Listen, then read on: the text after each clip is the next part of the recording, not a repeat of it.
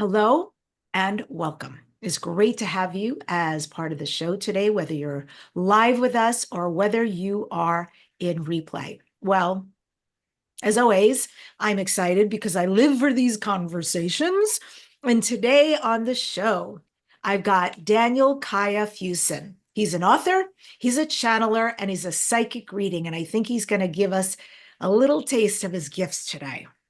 And he's got a beautiful book out that you can get on Amazon, The Chakra Keys. And I always like, because you guys know I do books. So anytime I see somebody who goes that deep, because I know what color costs and takes in a book, I'm always super excited and how beautifully these keys are shown. And that's just a little something, something about this great book. This show has won several awards, and I thank all of you for helping and supporting. 3 Talk Radio Positive Change Awards. Welt Magazine named it the top 20 best podcasts to listen to this year, and also won the COVR Award for Best Radio Podcast Show. Memberships are available on YouTube. Join us there at youtube.com/Debbi Dachinger. I'm going to just cover some of the news quickly so we can get on to beautiful Daniel. So besides membership on YouTube, I want to thank Dr. Dane here and Access Consciousness for doing their help and contributing to this show by sponsoring it. They do energy work. If you'd like to find out more about the work they do, go to Dr. Dane here, HEER.com. I'm Debbi Dachinger. I'm a book writing coach. I also take your book to guaranteed international bestseller. And finally, I'm a publicist specifically for spiritual messengers. So I help you get booked on radio and podcast. For those of you who are very into the galactic, I have a special gift for you. Most people really want to know their galactic lineage. Where did I come from? What's my mission?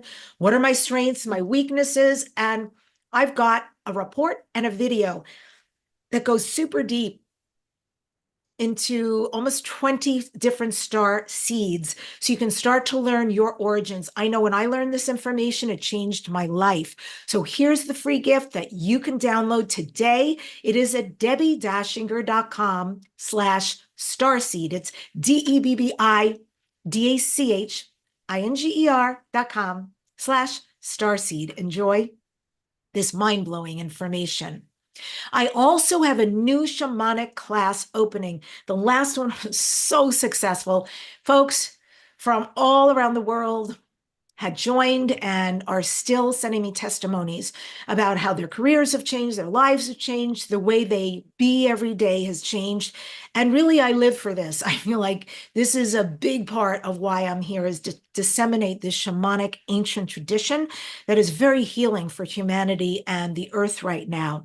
So my new program opening up soon is the Animal Spirit Medicine Program, where you can learn about the wisdom that animals bring.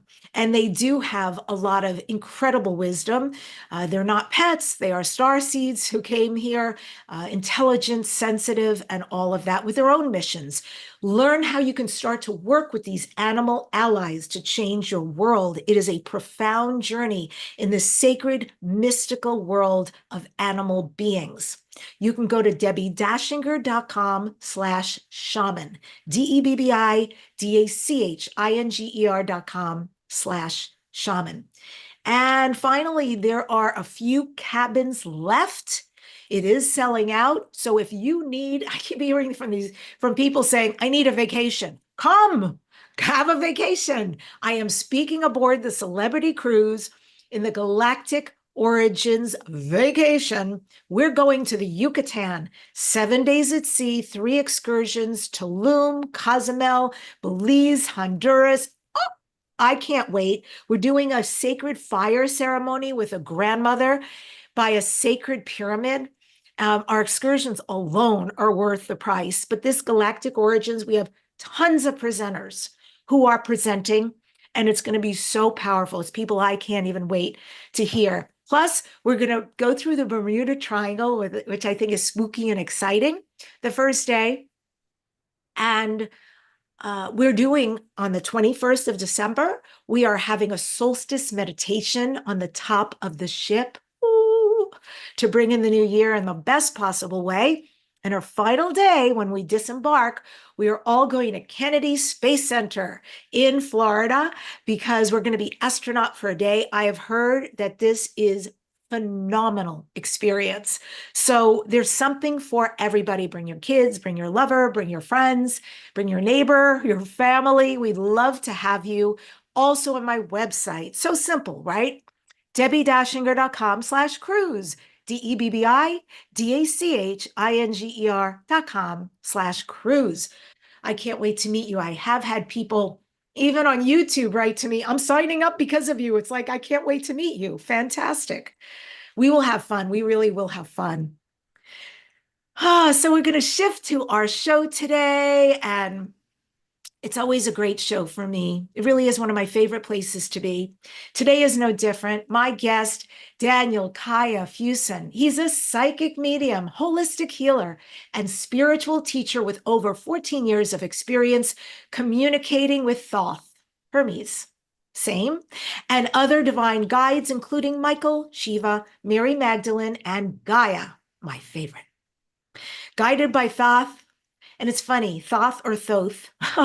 Daniel's spiritual practice focuses on activating the 12 chakras within the body and employs a harmonic approach called the key ring cycle, which balances energy flow across the chakras. Through his wildflower fire community, Daniel offers a space for sharing insights on deep energetic transformation. In collaboration with Ascended Masters, Daniel teaches the sacred knowledge of elemental spiritual fire, providing transformational medicine for both humanity and the planet. Daniel offers private sessions, weekly classes, and semester-long courses. He's also the author of The Chakra Keys, the holistic art of wildflower fire. And Daniel shares his wisdom through a popular YouTube channel. If you'd like to learn more about him, go to wildflowerfire.com.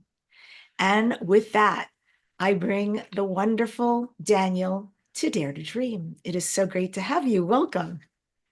Thank you so much. It's wonderful to be here. Thoth or Thoth? To be honest, he guides me through pronouncing it Thoth, but Thoth is the most common, and he never seems to take offense. Thank you, because I appear to say it different every time. And then someone will correct me the other way. It's not Thoth, it's Thoth. It's not Thoth. I'm like, oh, tomato, tomato. Well, I think right from the beginning, people have to be present. Like, if you're present with him, he honors the care with which we reach out more than perfect pronunciations. I love that. I love that, and I understand that, Daniel, from the point of view that I have a real relationship with Gaia. And I didn't do my morning practice thinking that would be a result. It was never my intention. My intention was to do a morning shamanic practice. And by virtue of that, I have a real, as though she's here, relationship. And so I understand what you're saying, but I've never had one with Thoth. Can you explain what I and anybody who's listening can do to create a real relationship? Because he's such an advanced and benevolent spirit. Well, this pattern, the key ring, is a harmonic relationship between 12 chakras. It's an Atlantean chakra system that is also ready for us now. In fact, we really need it. Yeah. Now, this is in relationship to shifting energies in the world. So when you're not confronted with as many energies, it's actually better to stick simple. I typically have, the example of a flute, or a child's recorder. This is an instrument that plays 7 notes. It's like the seven chakra system that most people are accustomed to. It works beautifully, and it's perfect for many situations. but the world is awakening in a lot of ways, meaning literal energies are flowing that didn't used to be moving around us.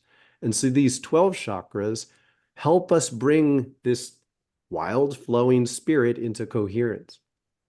The key ring is a harmonic way to make the light of the energies work together.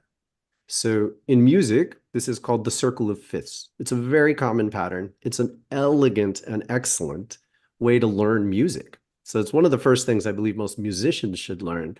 And music is sound waves. Light, sound, you can just make an analogy. They're much longer frequencies with sound, but the tight little white light waves can be direct ratios. Same patterns, same dynamics. So we're basically making music out of light. And the first thing you need to do is tune. So the key ring tunes your instrument and puts you in a position to hear him. And these system of 12 energies that were taught to you by Thoth, and therefore why you wrote this beautiful book, how did it come about?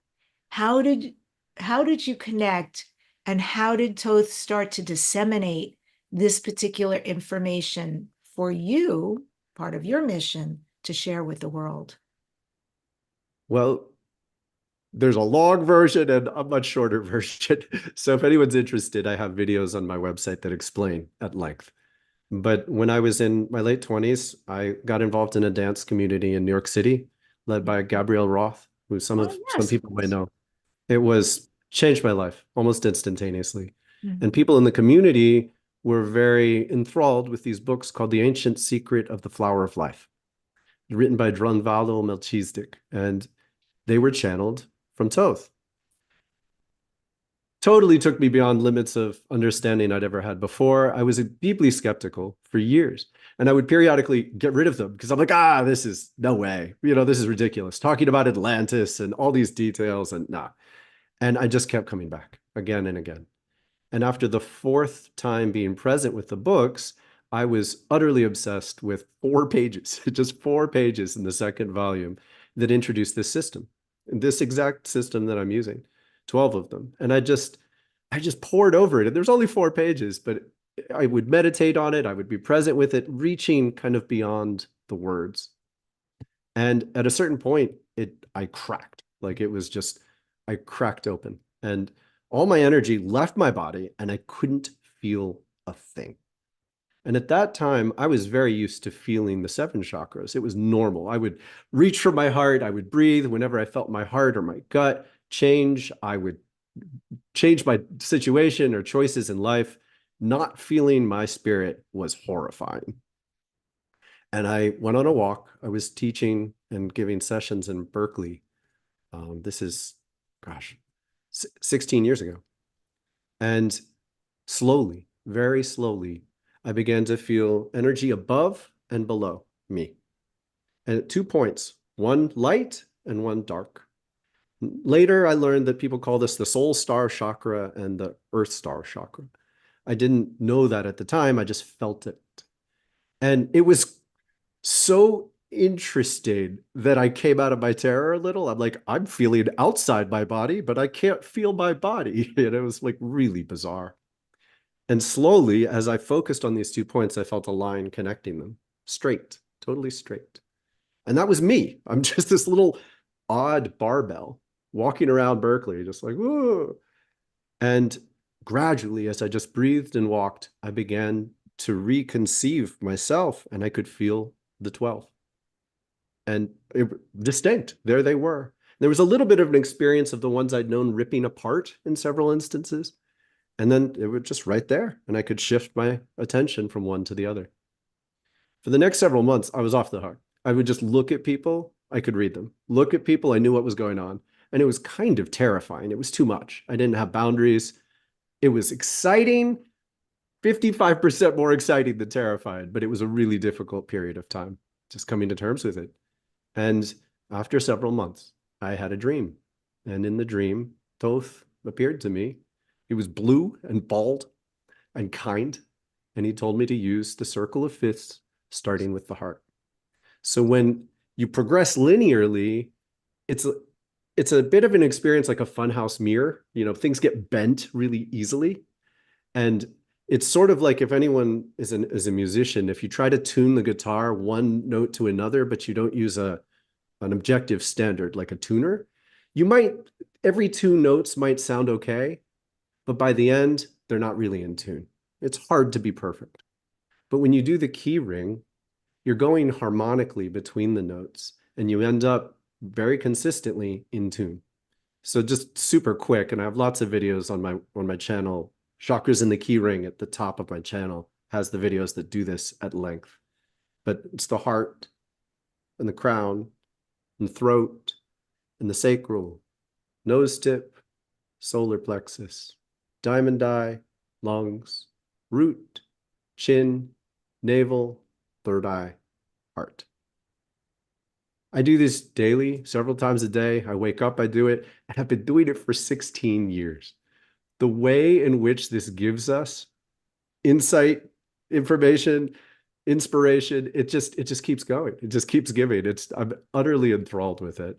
It's so joyful to experience, and it also really helps us take on our own spiritual life by ourselves. So by yourself, you can go through that system and tune in, and it shows you like what's weird, what's going on, why is that happening, and you learn to talk to each chakra in a way that it'll let you know very clearly, work on this. Of all the things that you feel and think about and are worried about in your life, do this first. Your spirit is telling you, prioritize in this order. And once you resolve that imbalance, it reveals the next one. But it really helps weave through the confusion. And at the end of the day, if you address the biggest, most obvious dissonance, for a while, Thoth is patient. But we're talking for a while, you do that, he starts to come through. And there's nothing comparable. I mean, it's just hanging out with him is for a long time was my only purpose in life. Mm. Wow. Yes, I was very surprised in reading your book. I am aware of the chakras, and shamanically, I do chakra work, and then going, oh, nose tip, chin. These are really interesting points for me. And so you do channeling, you do mediumship, psychic, and there's some pretty magnificent characters that come through you. Was it Thoth first who came through, and then the others started to come through after? Well, I mean, I could go on at length, but the simple version is for about 5 to 6 years, I kind of made a real leap of consciousness and blew myself open, and I could hear everybody. So anybody I focused on, I was talking to. And when this story happened that I just told you, it was the end of that period. And he brought me into coherence. He brought me into discipline. So I became the act of focusing on him and doing this work to retune brought me a level of sanity I had not had before, because I had too many thoughts, too much consciousness in me. As soon as I thought about something, I was there with my energy, and I was just too open for years, for years. And so this brought me back in a way that I was just like, everything weird that I heard, I would be like, Thoth, what do you think? And he encouraged it. He really encouraged it. And because my effort to bring my consciousness back and retune to him was the work that he asked of me. And after that, he was perfectly willing to be like, well, da da da da. Did you see this about what they were telling you? Maybe you should question that next time. I know they're really intense. I know they're shiny, but don't necessarily go off the deep end with them, because they're not really honoring your life. They're not paying attention to whether you're strung out. That kind of guidance. Yeah, that's huge. Yeah. How very powerful to be able to be guided by an ally like that. I think that's so important, and it's a game changer, especially to be alive today on this very dense, intense planet and body and all that. So, Yes. yeah, it's beautiful you have that. And it's also beautiful that you share that with other people through your work. I know, Daniel, in your book, The 12 Keys, it emphasizes this expanded energetic awareness, and that you say helps to navigate confusing and painful emotions. Some people might want to hear about that, may be experiencing that. Do you have a specific example that you can give, or an exercise from the book that listeners can use to start to sharpen their intuition and then better understand that or navigate experiences like that? Certainly. And, I tuned in and I did a practice and asked him, what's most important for me to share today? And he's just the key ring, teach them about it. So the exercise is to go through this pattern. You can do it in one breath per chakra. You can do it in any, extended value. I only go up to an hour. I will do practices where I spend about 5 minutes on each chakra as well. And when you're going through in this way, what you're doing is you're paying attention to how does each one feel, and can you change what you're feeling? So the snapshot of what happens when you tune into the chakra right away is very revealing, but also does it shift? Weird, dissonant, confusing sensations that don't shift are revealing. It's not bad, but it means you might want to work on that. And so the guidance he offers is create a rhythm where you're doing a long version of this, half an hour, at least once a week. And then pay attention, what stands out the most, and work on that for the week. Just every other day, several times a day, just make it a priority. And what we're looking at is you can sense energy that is your emotion. Energy, emotion, thoughts they're all the same thing. They're different dimensions of the same thing. So every thought exists and has a resonance. When we focus and emphasize and practice the discipline of tuning into the resonance, it gives us kind of unique access to trapped emotions. So if I'm feeling an intense sensation in one shoulder or the other, and it's out of balance, like it's more on one side than the other, it's like, wait a second, my lung chakra has something to tell me. And I won't necessarily learn right away, but over the course of the week, I can just make a commitment. I'm going to go back there, I'm going to breathe, and I'm just going to watch my mind. What comes up? And this can, goodness, it can unravel deep repressed feelings that you've carried since decades. Like if we don't deal with our baggage, we'll die with it. And plenty of people, they go to near the end of their life, and the reason they're getting cancer and Parkinson's and Alzheimer's is because they did not deal with their baggage. So when we do this on purpose, we're preempting all sorts of, at best, discomfort. But really, these are the debilitating forces that are dragging us off our game. They're ruining our ability to focus and create intentional decisions in life.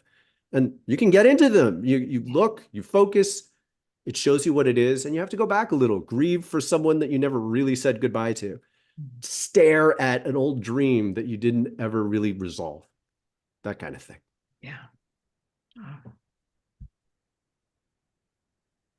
Okay, so these past wounds, this emotional baggage you're talking about, I've never heard it said like that. That was really amazing. Like if you don't deal with it, you die with it. And I know it's a great motivator for me, because every time I think about some of the things I've lived with in my life that my soul set up, but still I think, I don't need to repeat this.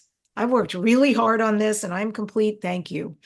Moving on here. So if people feel like I'm inhibited, my ability to feel, to respond to my spirit, so you're teaching one thing, which is physically, let's say you can feel something, go, okay, there's definitely a blockage here.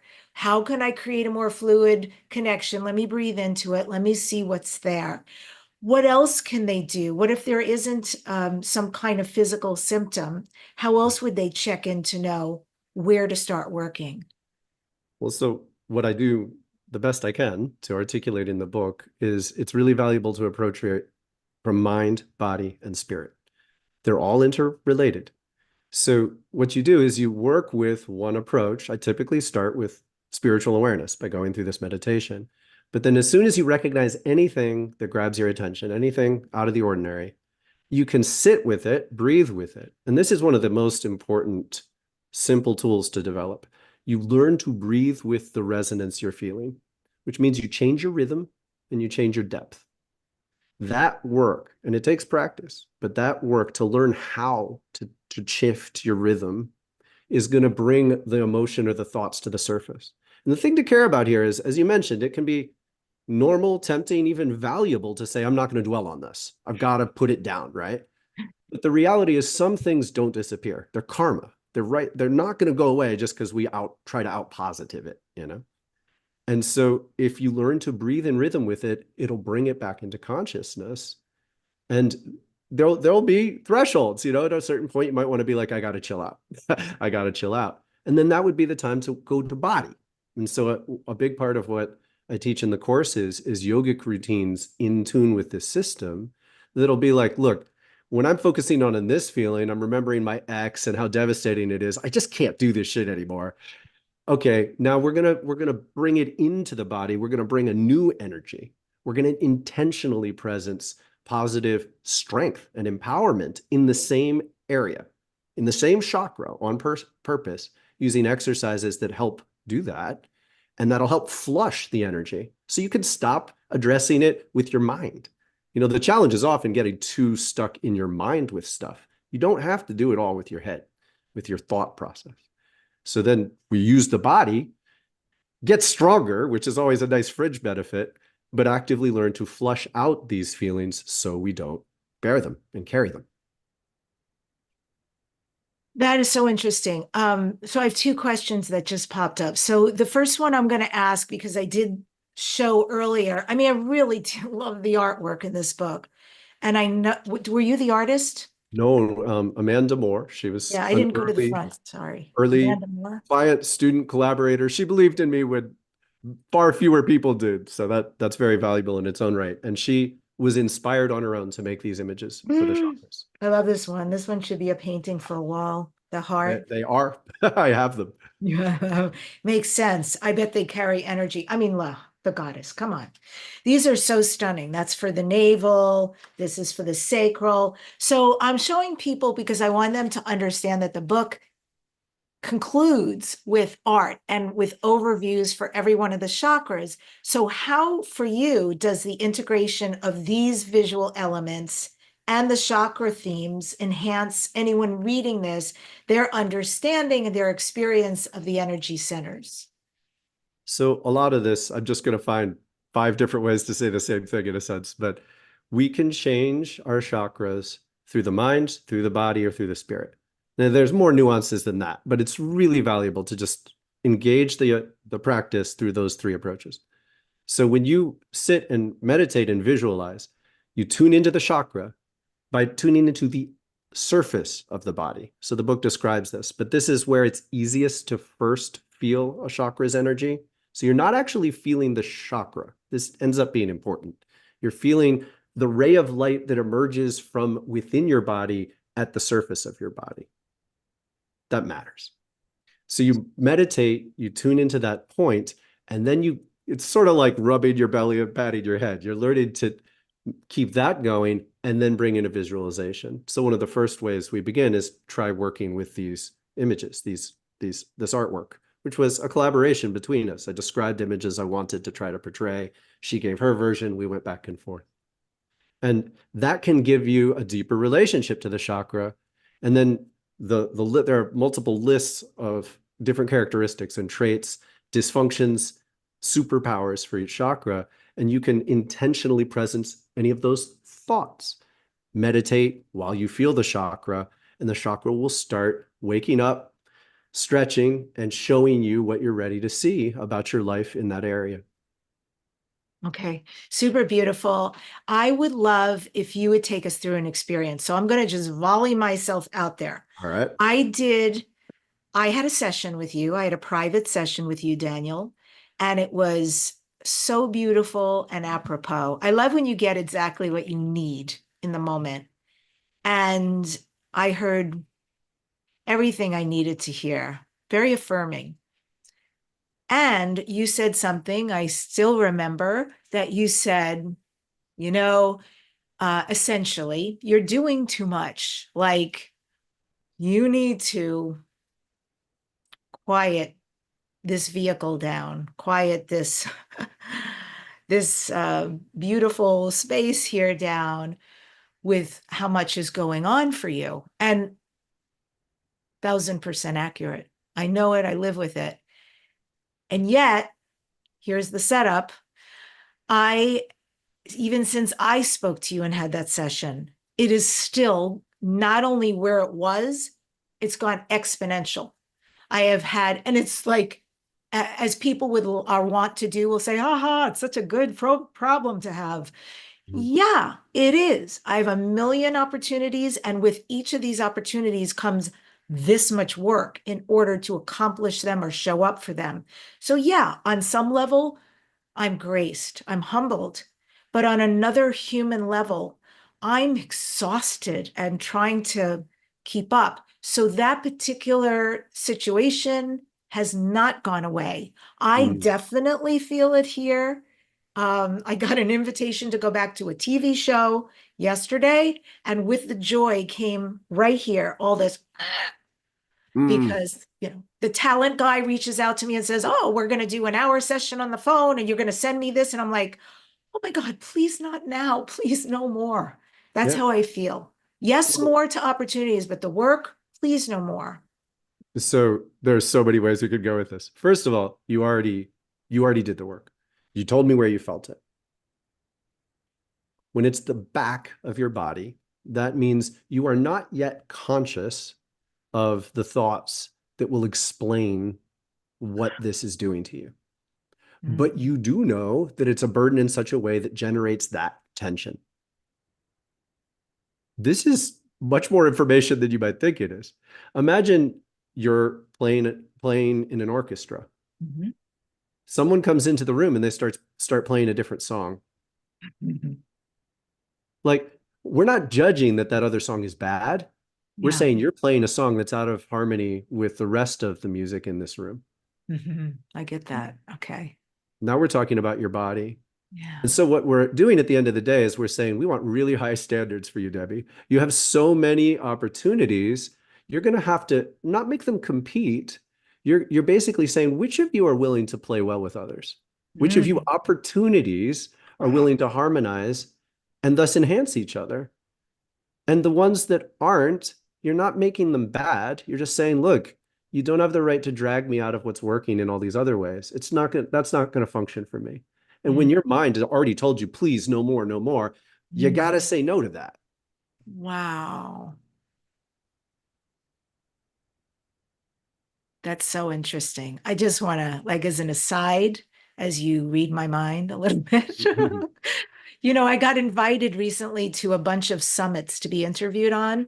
Mhm. And I stopped doing summits there's probably 3 people in the world I do because they're money making and you actually meet people and you can start working with people you meet that you um, are sharing with in the audience. That makes sense. That's an ROI. But in general, I've let summits go. And I made an exception because I saw the other names who had showed up for this summit, and because some of them are my friends, and so I said I'll do it. And it's actually a 2-parter. I did the second part this morning, the second part of being interviewed with the live audience out there, and there was a part of me that was like, we're going to sit back and see what happens. Like, because typically with summits, the only person who wins is the host. The host gets a slew of new emails and names, and that's why they do all this work. The participants, not so much. Mhm. So you're speaking to something that I had already had an intuitive hit around, but I still have donated my time. I've still sent out all the newsletters and the social media blasts. And yeah, so I know already, like, that is a huge one that I can't Yeah. anymore. No, And for the other I mean, I'm just sorry, I'm processing in the moment. not at all. This is the work. It's the work, like this Yeah. other, I appreciate it to slow down enough, like to stop the roller coaster and just go, okay, this Mhm. is what's happening. And like I'm still getting invitations to be interviewed on shows. I'm not even pitching myself. And I realize you can do it. You can do it, but you need to push it way out. Like Mhm. make it in November. Make it in December. Make it like a long way away. So all of what's happening, it's in line, it's in place. You've caught a breath. Mm. Yeah. So Well, I I, am I would aware. even just food for thought Yeah. to say right away, like people, ideas, opportunities show you what they are immediately in spirit. Mhm. So when you learn to tune into the spirit, not the idea, but the Yeah. spirit itself. So your mind is going to go, wow, this is a cool person. Wow, this has money. Wow, this is what I want. And yet your spirit is telling a different story because it's just registering dissonant at first. Is this in harmony or is it dissonant? Now, you might not immediately know why it's dissonant. That's the Mhm. value of learning to tune in and do the shift in breathing and then compare. But spirit's going to tell you right away there's something off. And if you train yourself, practice valuing that right away, you can make much quicker decisions, which is what you need because you have so much stuff coming at you. So you can't afford to just put it off. You have to be able to say sometimes, look, they're singing a different song. I'm not judging them, but that's not a song that's going to work with what is most valuable to me. Yeah. I'm a musician. I sing, so I understand There harmony you and dissonance. go. And I think it's my first language.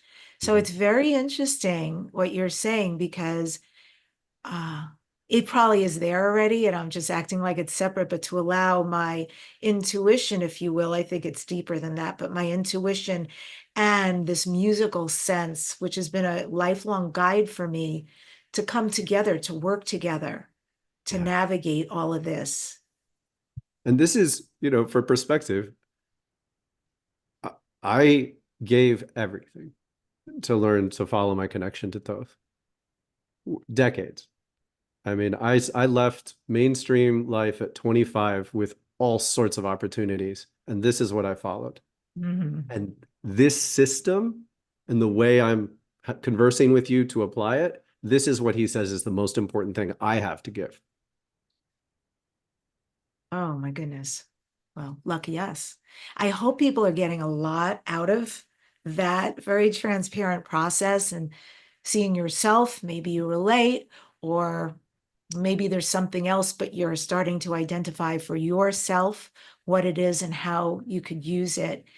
And you've got over 14 years of experience of allowing these channeled energies to come through you. Would you do something right now for us? And if you're willing, Mhm. just let me know. Do you prefer I ask you a question, or would you like to tap into Thoth and allow his, her energy to, I don't know, bless us? So I could laugh. The beauty of how it works is like I can hold a thought, I sense the vibe of the thought, and does it harmonize with him or not? You are welcome to ask. He's going to end up bending it in the direction he wants to. I love that. Oh my goodness. Okay.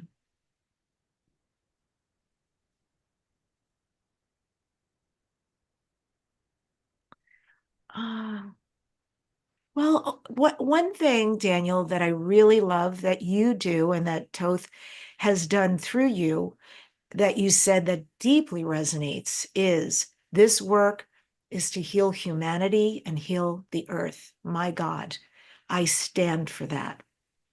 And I would like to know, what do we need to know? What are we missing in our busy, preoccupied, anxious, consumerism, etc. life and disconnected at some level?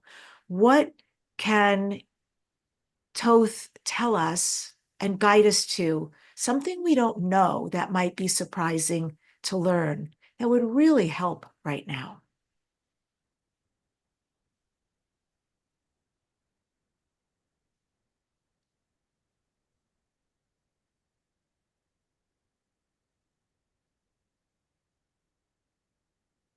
Consider you were invited here to contemplate from the perspective of a choice to be here, followed by a series of incarnations. that is of varying lengths for different people. Cease measuring your reality from within your reality. To trust that you were once not here and will one day leave is to gain the perspective that used to be yours from within your soul. We wrote this story for you. We gave multiple opportunities to leave, to change, and yet you were repeatedly guided more by your own karma than by your desires. Your karma is a burden until you learn to change it. And the many pains of this world are not designed to torture you for anyone's pleasure. They are designed to teach you to stop doing what is not good for you. The patterns of material existence serve the primary purpose of creating a common denominator between cultures that once had very little capacity to connect deeply or well.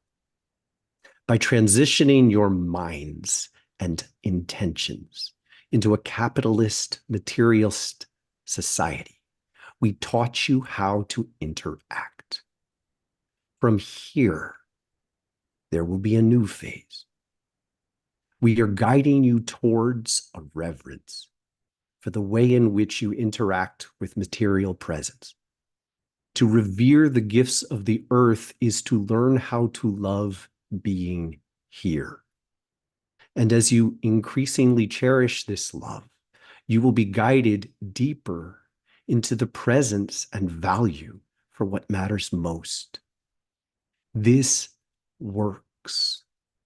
The art of capitalism itself is designed to transition humanity towards collaboration and cooperation as the most valued and intense and intelligent and powerful human beings increasingly wake up to realize that they would rather love than win games that damage each other and the earth.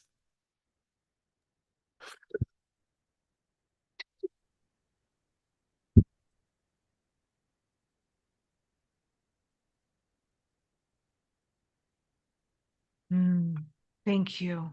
That's all I can do right now. Okay, please, that's enough. It was beautiful. It was absolutely beautiful.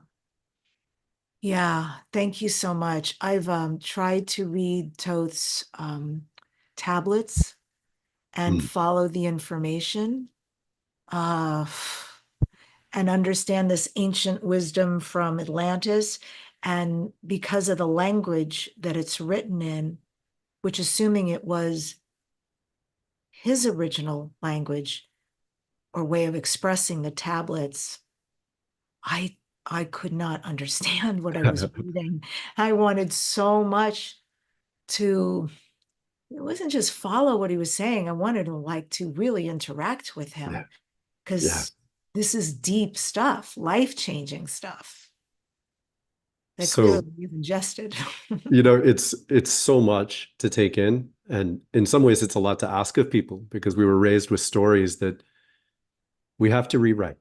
And I know that's a lot to sort of put on me in this moment, but it does harmonize with the Emerald Tablets, with many other Hermetic doctrines. So the basic framework, and really again and again and again, he encourages, come from this perspective before history began, before you were here. Don't think as a human trying to find the truth. Put yourself off planet, looking at the planet, considering participation. Then think, Atlantis was the end of one cycle and the beginning of another. Some beings from Atlantis decided to stay and be guides through what we know as human history. That's what the Emerald Tablets are describing. For this entire time, these beings, which were initially called by many names, were presencing culture. So there are things throughout these 13,000 years that they changed on purpose. They woke up the Greeks with the Eleusinian mysteries. They woke up in the Enlightenment era, as it was called in Europe, and the Rosicrucians came into being. The Rosicrucians were taught by this school, by this sacred mystery school, that there's an art to watching something or reading a book where you can read the book, but you learn to tune into the energy beneath. You learn to link to the inspiration that wrote the book. And people are kind of obsessed with this, with the Emerald Tablets. So people, there's a thing out there, listen to it 100 times before you claim to understand it. I've read that too. Yes. And with good reason, because if you loosen your grip on the words, those words were a translation themselves. And it was more suited to people in the 1900s than to now. So, take a little of the pressure off yourself as if it's your fault you don't understand, but then aim for this tuning into the energy. Because when you practice by just listening to it and listening to it again, it's changing your energy. And if you learn to do this work based on the practices that we introduced earlier, where you're paying attention to your spirit, so you start to watch, how did my spirit change when I listened to that? How did it change when I listened to it again? And then you breathe with that, and gradually you learn to hear them. They're there. There's a whole school, mystery school, guided by Thoth. And they want us to talk. Thank you. And I just want to acknowledge, thank you so much for the channeling earlier. It was really magnificent. Thank you, because I know that took a lot out of you. So I'm actually sending you a lot of healing right now. Oh, it's through me. So it feels awesome. I'm like buzzing, but that was definitely my limit in this moment. And I was like, whoo. Excellent. Okay. Well, thank you for that. Do you think that Thoth is closer in his presence with humanity than ever before? Absolutely. The veils are thinning. Tomorrow, I'm posting a channeling that explains this a little bit more, but they've been on Wildflower Fire YouTube, but they've been creating a deeper space for those of us who choose to stay on Earth, for those of us who love the Earth. They've been preparing a deeper space. And it wasn't ready 300 years ago. They weren't being mean. It wasn't time. Time leads to this point. So many cultures have prophecies about now. And the veils are thinning. For the next 10 years, it's going to get easier and easier, but it's also going to be much more chaotic as forces get released that have been held down by the boundaries. Yes, yes. What do you mean, Daniel, when you say own your own spiritual practice? What does that mean? So the interaction of the chakras reveals to us an incredibly and scary interaction with the world. Basically, we are taking on other people's energy and energies from the world all the time. And it's really daunting learning that. And a lot of the energy we take on is out of tune with a loving life, with crystalline consciousness, Christ consciousness. Our crystalline consciousness is whole. It's where all the colors harmonize in a rainbow. So much exists in the world, dense energy that's out of tune with that. And it's essentially darkness because it's out of tune with the frequencies of a full spectrum of light. So we can feel that. We feel it every day. When you feel that weight in the back of your shoulders, when you take on a burden for somebody else, we know it, that I have a burden on my shoulders. That means it's out of tune. The Emerald Tablets has a series of incredibly deep lessons on how to deal with that and change it and release it again. But people aren't doing this on a regular basis yet. So the base level is learn that we have the power to recognize what we're feeling early as energy and to say no, to say yes, to change it, to shift it, to own our life and stop just being yanked and pulled around by the forces that are directed at us. On the surface, it seems benevolent. People are being kind to you while they talk. They're smiling, but they're really trying to avoid their own bullshit. And they're trying to recruit you into helping them avoid their own bullshit. At the end of the day, you leave feeling not good because you've retuned to their avoidance pattern. Happening all the time. So when we say own your own spiritual practice, the guidance that I've been given is it's a really basic commitment. 3 times a week, every other day, commit to retuning. If you do that, you will get used to recognizing when the choices and people in your life drag you off tune. Mm. And then you're going to be able to say, wait a second, that just dragged me off tune. I'm not doing that.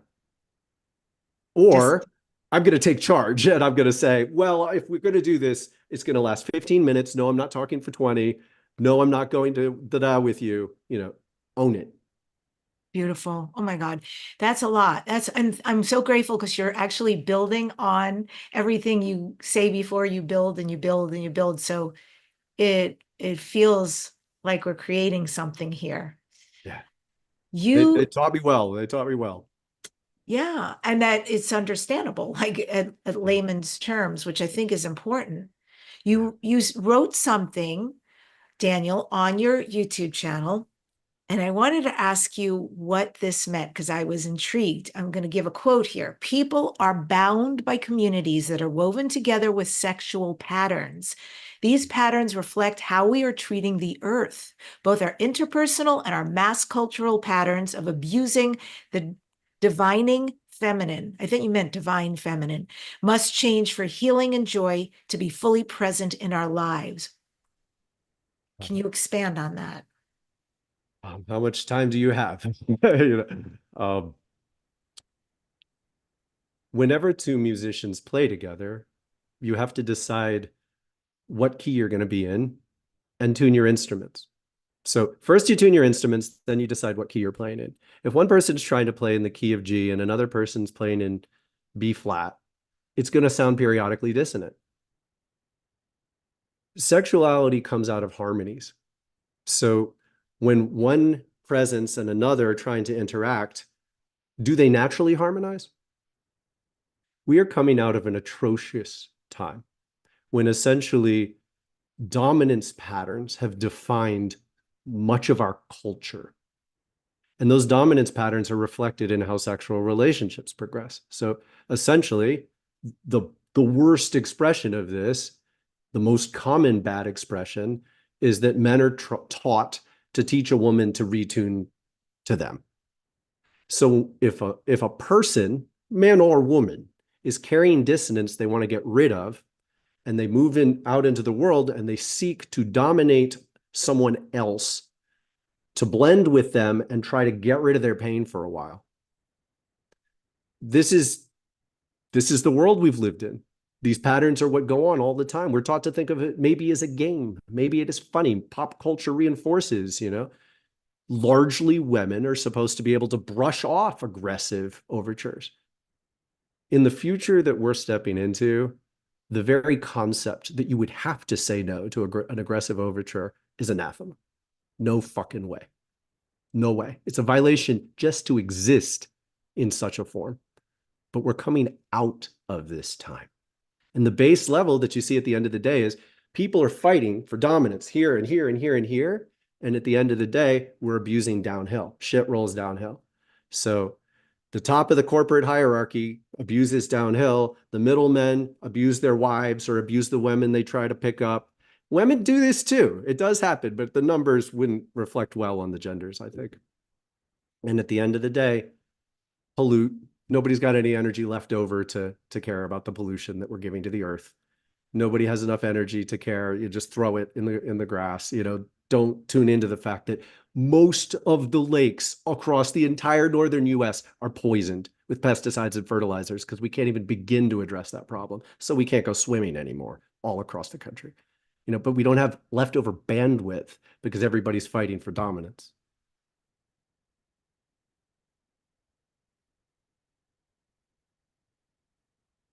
It's a lot. It is a lot. And in shamanism, too, they have a prophecy that says every 500 years we live in a Pachacuti. We are right in the middle of a Pachacuti now. And of the many things that will happen as this chaos starts to shift off and transmute, one of them is the rise of the divine feminine. And so very beautiful what you said. And it makes me think, how many different ways this presents even something that might look benign. I have an acquaintance who was sending me things on Instagram, and they were political.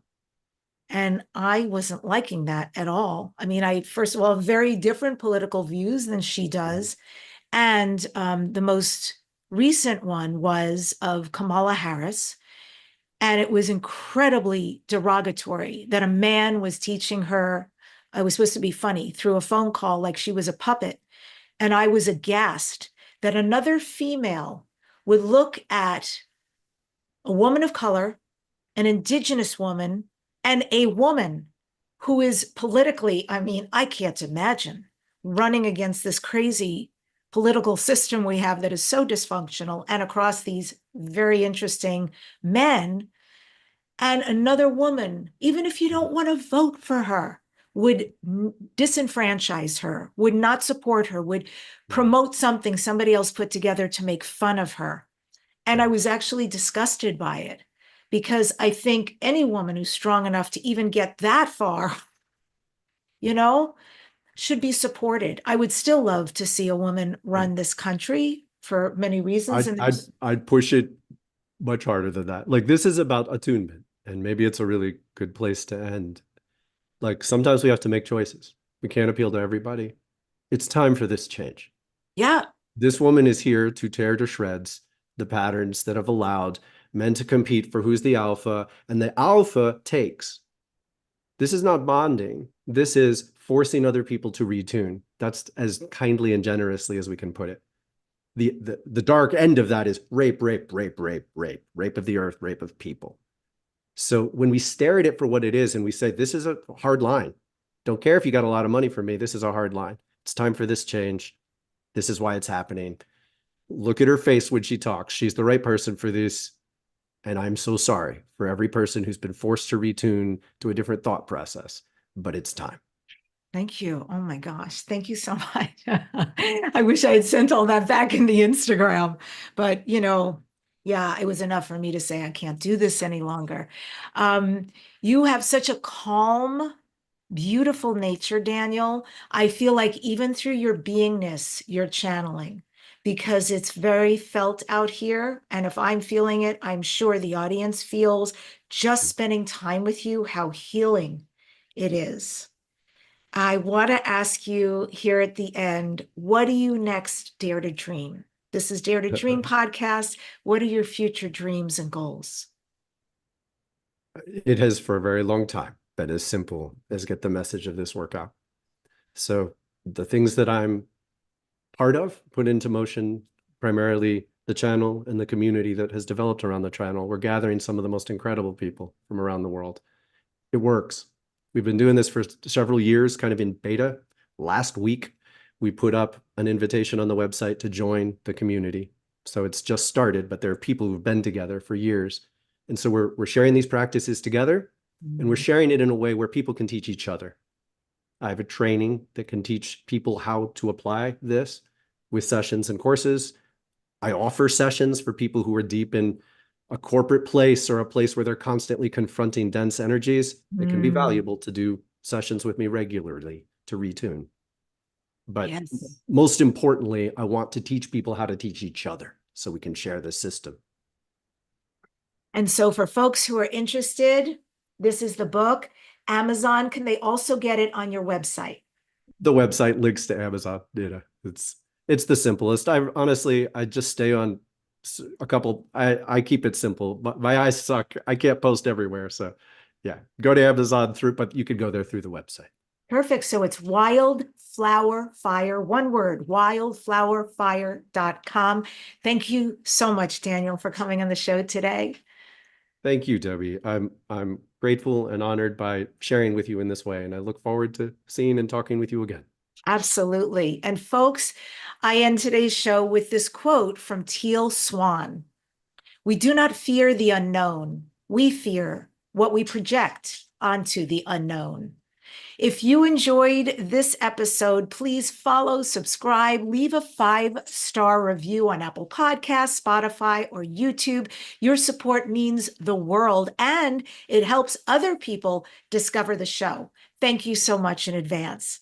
Next week on the podcast, I'm speaking with Phil Gruber. He is one of the planet's foremost teachers of sacred geometry, light language, the Indigo Children, the Magdalene Mysteries, advanced healing systems, and the Master Key.